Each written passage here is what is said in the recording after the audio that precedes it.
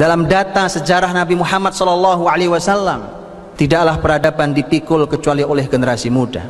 10 sahabat Nabi yang dijamin masuk surga, yang merupakan orang-orang awal: Abu Bakar, Umar, Utsman, Ali, Abdurrahman, Zubair, Talha, Abu Beda, Sa'id bin Mu'adz. Ketika 10 sahabat yang dijamin masuk surga ini, kita melihat data usianya sangat luar biasa dan istimewa. Berapa yang Anda bayangkan tentang usia mereka? Orang-orang awal yang ada di sekeliling Nabi, dan kelak mereka semua pemimpin. Kepemimpinan hanya berputar di antara mereka.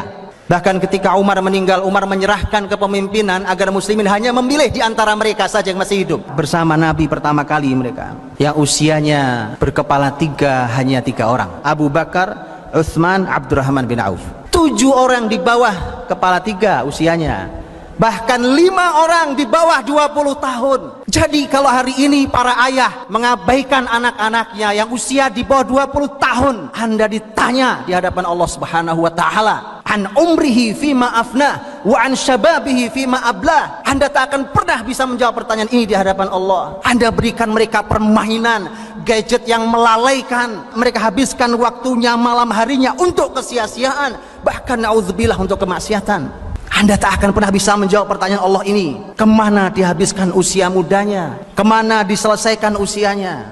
Sekaligus menjadi sebuah renungan besar untuk generasi muda kita, wahai para pemuda. Sebuah renungan yang tidak sederhana. Karena ini khusus usia muda, usia ditanya oleh Allah Subhanahu wa taala. Khusus ditanya karena itulah usia kekuatan di antara 2 kelemahan. Karena hadirin dirahmati Allah, memperhatikan generasi muda, kalau kita benar perhatikan dan kita didik mereka, maka benar Anda telah memperhatikan dan mendidik sebuah kebangkitan peradaban.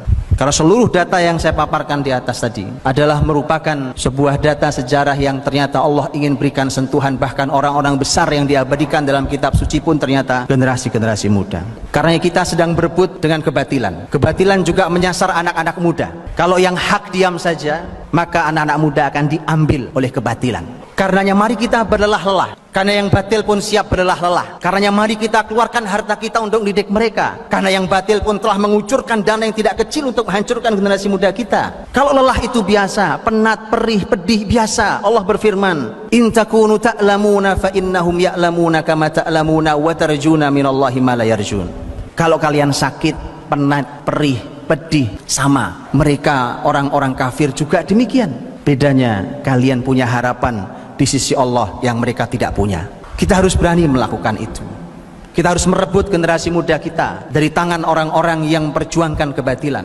Karena di hadapan kita ada kebesaran Islam, dan kebesaran itu ada di pundak para pemuda kita.